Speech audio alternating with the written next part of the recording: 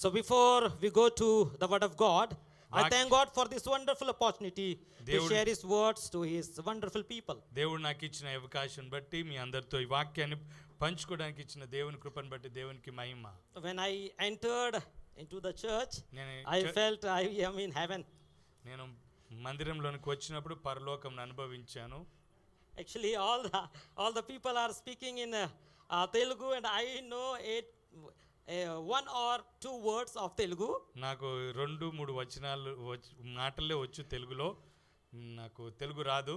But still I enjoyed the worship. కానీ నేను నేను చాలా సంతోషించాను, ఆనందించాను. I could experience the presence of God.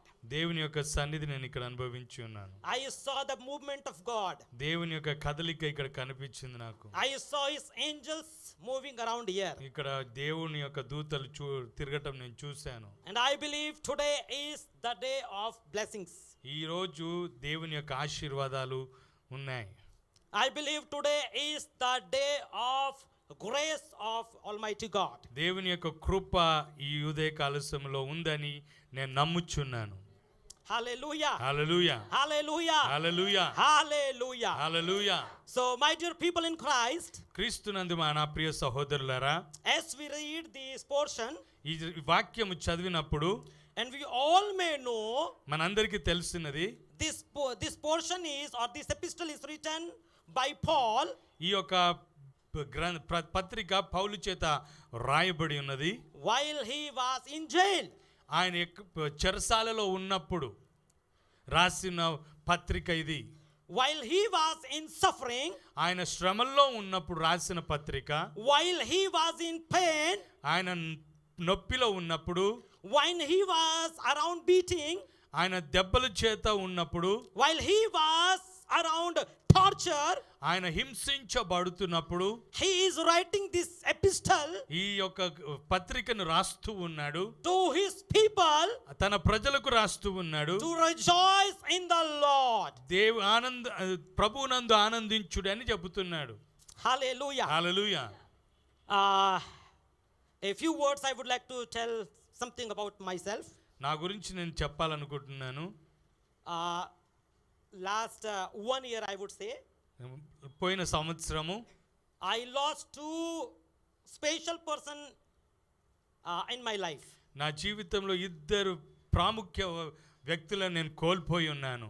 Last April when I was here, నేను ఏప్రిల్లో లాస్ట్ ఇక్కడ ఉన్నప్పుడు, that time I had lost my beloved wife.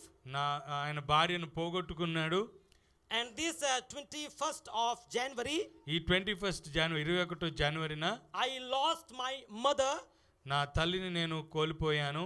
So while I was reading this portion, నేను ఈ వచనాలు చదువుతున్నప్పుడు, Lord, దేవుడు, the condition of Paul was పౌలు యొక్క పరిస్థితి ఏంటంటే like me. నా జీవితం వలె ఉంది. He was in suffering. ఆయన శ్రమల్లో ఉన్నాడు. He was in pain. ఆయన నొప్పిలో ఉన్నాడు, బాధలో He ఉన్నాడు. was in torture. ఆయన హింసలో ఉన్నాడు. He was in around beating.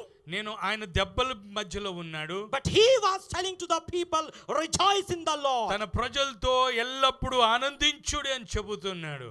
And after I losing my mom, నా తల్లి నేను కోల్పోయిన తర్వాత I visited a family.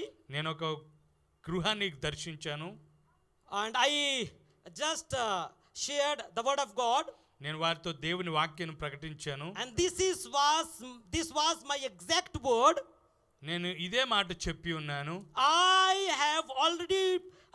am already experiencing pain. నేను ఇప్పటికే చాలా బాధను అనుభవిస్తున్నాను. And I am here to console you. నేను ఇప్పుడు మిమ్మల్ని ఆదరించడానికి వచ్చాను. Because that family also lost their parent. వారు కూడా తమ తల్లిదండ్రులను పోగొట్టుకున్నారు కాబట్టి. My dear people in Christ, క్రీస్తునందు నా ప్రియ సహోదరులారా, it's very difficult to console somebody when you are in problem. నువ్వు ఎప్పుడైతే శ్రమలో ఉన్నావో నిన్ను ఆదరించడానికి చాలా కష్టమే. It's very difficult to say something it's okay while you lost somebody in your life. నువ్వు ఎప్పుడైతే కోల్పోయావో దాని కొరకు నువ్వు అవును సరేలే పర్వాలేదు అని చెప్పడానికి రాదు.